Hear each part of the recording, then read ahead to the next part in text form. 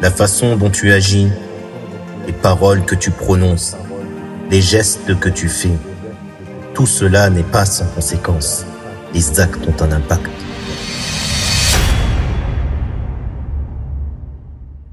Assalamu alaikum wa rahmatullah.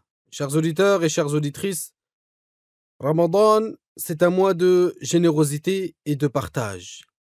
Mais Ramadan, c'est aussi un mois où on se remet en question. C'est le mois du repentir. Eh oui, les actes ont un impact, les bons comme les mauvais. Alors, avant qu'il ne soit trop tard, il faut se repentir. Mais comment faire? C'est le sujet du jour. Bismillahirrahmanirrahim. Alhamdulillahi Rabbil Alamin. Wassalatu wassalamu ala Sayyidina Muhammadin Rasulillah.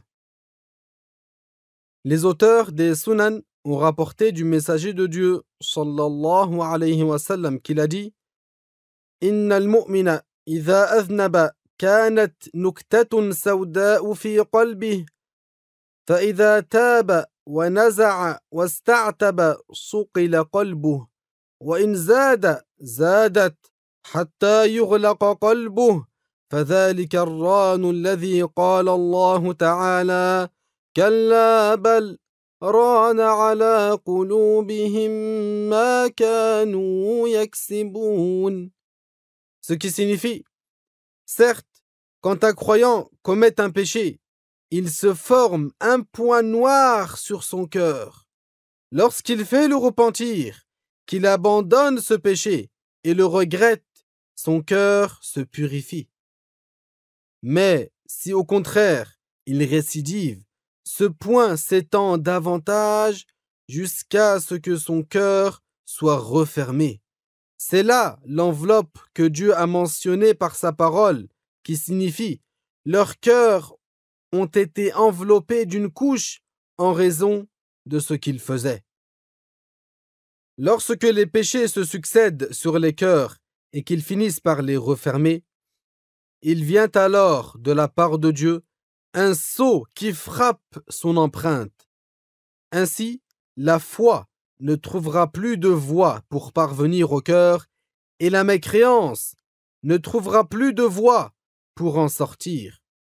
Tout comme l'a dit Muhammad ibn Jarir al-Tabari, que Dieu lui fasse miséricorde. Il ne convient donc pas que l'un d'entre nous néglige le repentir, même s'il recommençait le péché une fois après l'autre. En effet, il y a dans le repentir des péchés un polissage pour le cœur avant qu'il ne soit complètement enveloppé par cette couche et qu'il ne soit donc scellé. Surtout que personne ne dise « Comment vais-je faire le repentir alors que je me suis déjà repenti auparavant et que j'ai à nouveau commis le péché après le regret ?»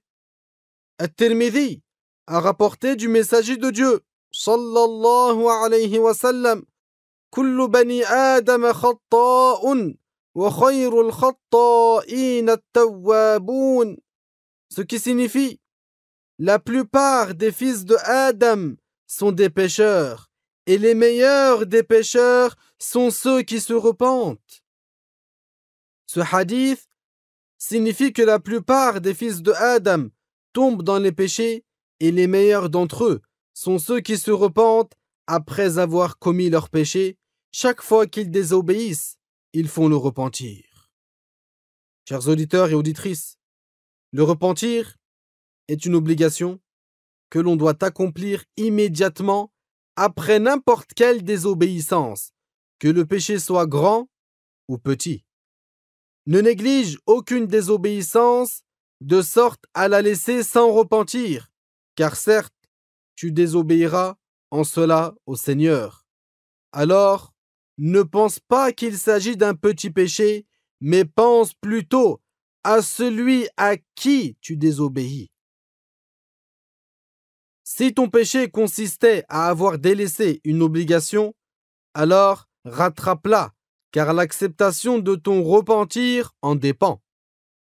Si ton péché concernait le droit d'un esclave de Dieu, alors l'acceptation de ton repentir dépendra du fait que tu auras rétabli cet ayant droit dans son droit et que tu te seras débarrassé des injustices que tu auras fait subir aux esclaves.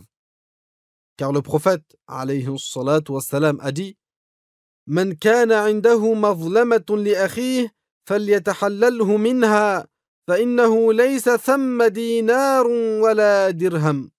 Ce qui signifie que celui qui a lésé son frère cherche à lui faire réparation, car il n'y aura plus alors, c'est-à-dire dans l'au-delà, ni dinar ni dirham. Celui qui a été injuste envers son frère, en portant atteinte à son honneur, en insultant ou en consommant ses biens sans droit, alors qu'il fasse réparation dès aujourd'hui, car certes, le jour du jugement sera très difficile. Cependant, ne désespère pas de la miséricorde de Dieu, quel que soit le nombre de tes péchés.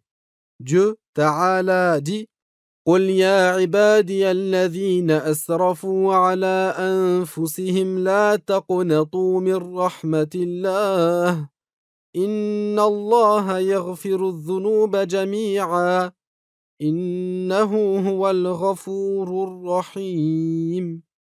Ce qui signifie: ô vous mes esclaves qui avez été injustes envers vous-mêmes, ne désespérez pas de la miséricorde de Allah. Certes, Allah pardonne tous les péchés. Il est certes celui qui pardonne, celui qui accorde beaucoup de miséricorde aux croyants. Ô Allah, fais-nous miséricorde. Toi qui accordes beaucoup de miséricorde aux croyants, accorde-nous le repentir et ne dévoile pas nos défauts.